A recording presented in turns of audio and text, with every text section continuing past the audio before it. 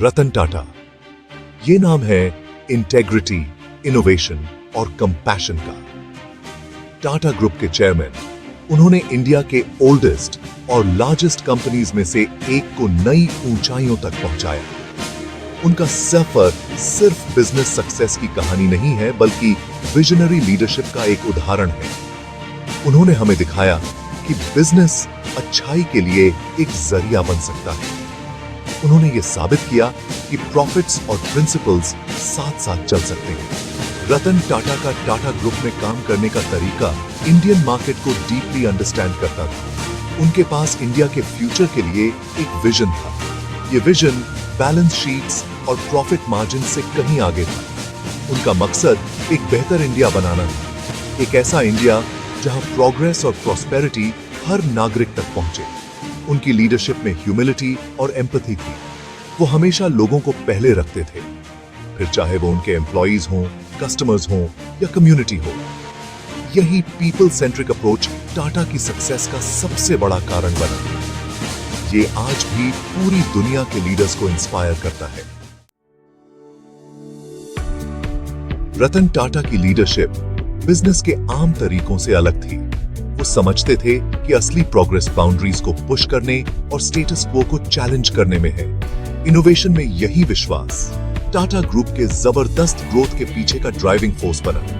उन्होंने ऑर्गेनाइजेशन में इनोवेशन का कल्चर डेवलप किया। उन्होंने अपनी टीम को अलग तरह से सोचने, नए आइडियाज एक्सप्लोर करने और कभी भी फेलियर से ना डरने के लिए इनकरेज किया। इस अप्रोच से ग्राउंड ब्रेकिंग प्रोडक्ट्स और सर्विसेज डेवलप हुए। टाटा का विजन बोर्ड रूम से भी बहुत आगे तक था।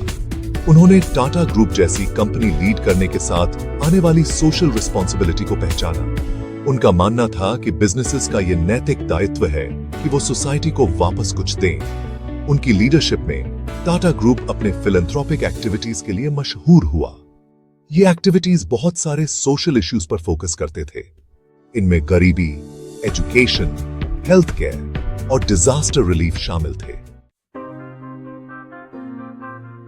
रतन टाटा के लिए इनोवेशन सिर्फ एक शब्द नहीं था, यह उनके जीवन का एक महत्वपूर्ण हिस्सा था, एक ऐसा सिद्धांत जिसे उन्होंने अपने हर काम में लागू किया। यह वो नींव थी जिस पर उन्होंने अपना बिजनेस एम्पायर खड़ा किया। उनके लिए इनोवेशन का मतलब केवल नए प्रोडक्ट्स बनाना नहीं था, बल्कि एक नई सोच और दृष्टिकोण को अपनाना था।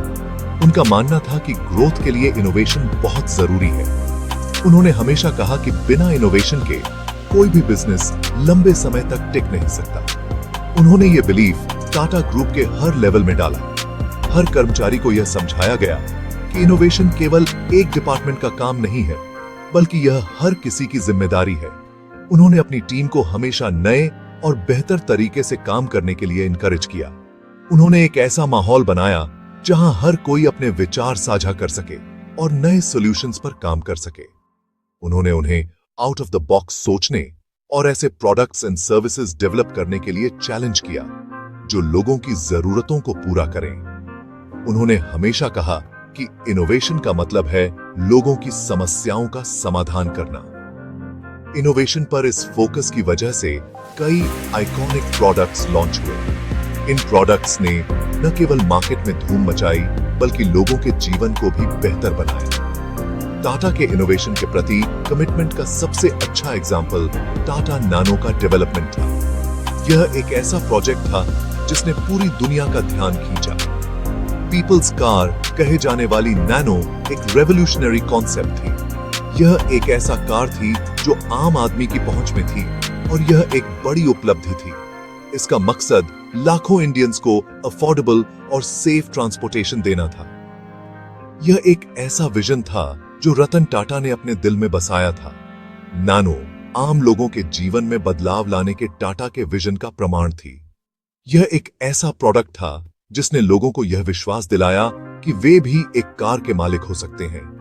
यह लाखों लोगों के लिए होप और एस्पिरेशन का सिंबल थी। यह एक ऐसा प्रतीक था जिसने लोगों को यह दिखाया कि सपने सच हो सकते हैं। इसने दुनिया को दिखाया कि सोशल इश्यूज को एड्रेस करने के लिए इनोवेशन का इस्तेमाल किया जा सकता है।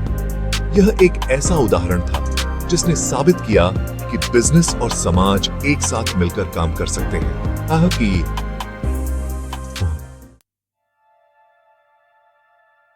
टाटा नानो सिर्फ एक कार नहीं थी, ये एक ऐसी क्रांति थी जिसने भारतीय ऑटोमोबाइल उद्योग को बदल कर रख दिया। ये रतन टाटा के विजन और कंपैशन का सिंबल थी। उनका सपना था कि हर भारतीय परिवार के पास अपनी खुद की कार हो। ये एक ऐसा प्रोडक्ट था जो लाखों इंडियंस के जीवन में एक बड़ा बदलाव लाने की गहरी इच्छा से पैदा हुआ था।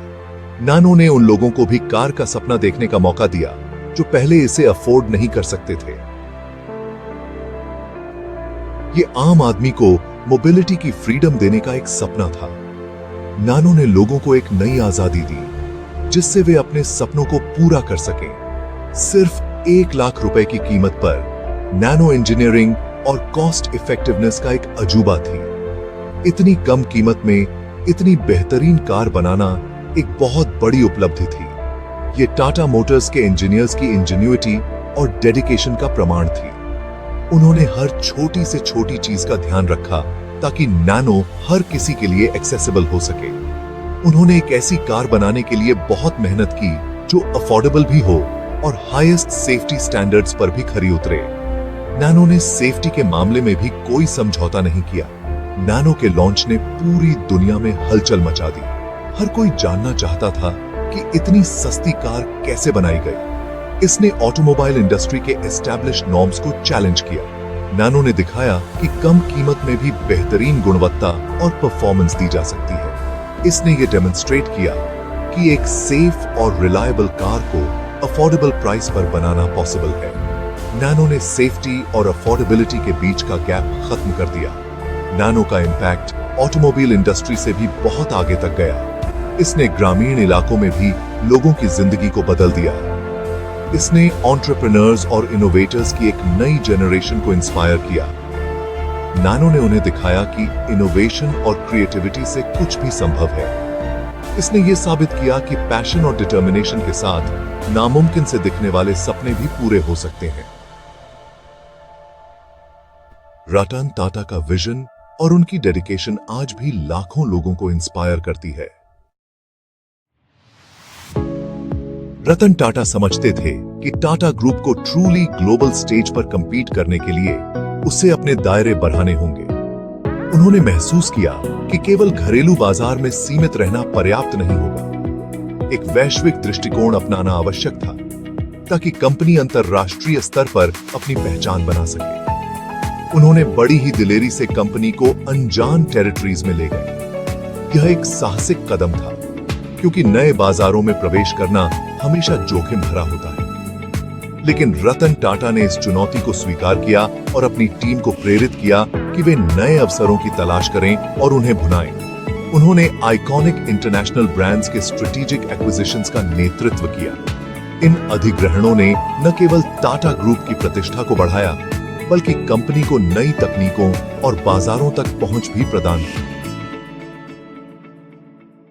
इस कदम ने उनके जबरदस्त बिजनेस एक्यूमेन और टाटा ग्रुप को एक ग्लोबल पावर हाउस बनाने के उनके कमिटमेंट को दिखाया। रतन टाटा की दूरदर्शिता और नेतृत्व ने कंपनी को एक नई ऊंचाई पर पहुंचाया, जिससे यह स्पष्ट हो गया कि वह केवल एक व्यवसायी नहीं बल्कि एक दूरदर्शी नेता हैं। उनकी लीडरशिप में टाटा ग्रुप ने कई मशहूर कंपनीज अक्वायर की। इन अधिग्रहणों ने कंपनी को विभिन्न उद्योगों में अपनी पकड़ मजबूत करने में मदद की। इनमें Corus Steel, Jaguar Land Rover और टेटली टी शामिल थी। ये अधिग्रहण न केवल वित्तीय दृष्टिकोण से महत्वपूर्ण थे बल्कि उन्होंने टाटा ग्रुप को विभिन्न क्षेत्रों में विशेषज्ञता हासिल करने में भी मदद की।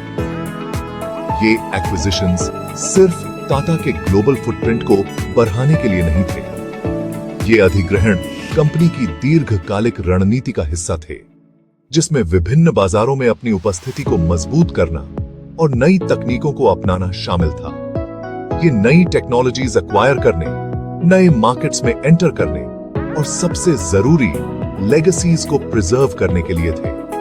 रतन टाटा ने यह सुनिश्चित किया कि कंपनी की विरासत और मूल्यों को बनाए रखते हुए वह आधुनिकता और नवाचार को भी अपनाए। शुरू में इन एक्विजिशंस को लेकर संदेह था। कई लोगों को लगा कि यह एक जोखिम भरा कदम है और इससे कंपनी को नुकसान हो सकता है। क्रिटिक्स को टाटा की इन स्ट्रगलिंग कंपनीज को टर्न अराउंड करने की कैपेबिलिटी पर शक था।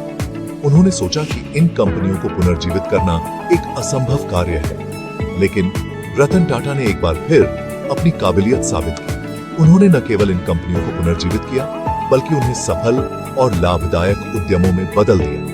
उन्होंने इन कंपनीज में टाटा के इंटेग्रिटी, इनोवेशन और सोशल रिस्पॉन्सिबिलिटी के वैल्यूज डाले। यह सुनिश्चित किया कि कंपनी के मूल्यों को हर स्तर पर अपनाया जाए। उन्होंने इन एक्वायर्ड कंपनीज के मैनेजमेंट और एम्प्लॉइज को एम्पावर किया। उन्हें स्वतंत्रता दी कि वे अपने विचारों को प्रस्तुत करें और नवाचार करें। उन्होंने उन्हें इनोवेट करने और एक्सेल करने की फ्रीडम दी। यह स्वतंत्रता और प्रोत्साहन ने कर्मचारियों को अपनी पूरी क्षमता का उपयोग करने के लिए प्रेरित किया। इस अप्रोच से एक रिमार्केबल टर्न अराउंड हुआ। यह दृष्टिकोण न केवल वित्तीय दृष्टिकोण से सफल रहा, बल्कि इसने कर्मचारियों के मनोबल को भी बढ़ाया। ये कंपनीज जो कभी कोलैप्स होने की कगार पर थीं, रिवाइटलाइज हो गई और प्रॉफिटेबल वेंचर्स बन गई। यह रतन टाटा की दूरदर्शिता और नेतृत्व का प्रमाण है कि उन्होंने असंभव को संभव कर दिखाया।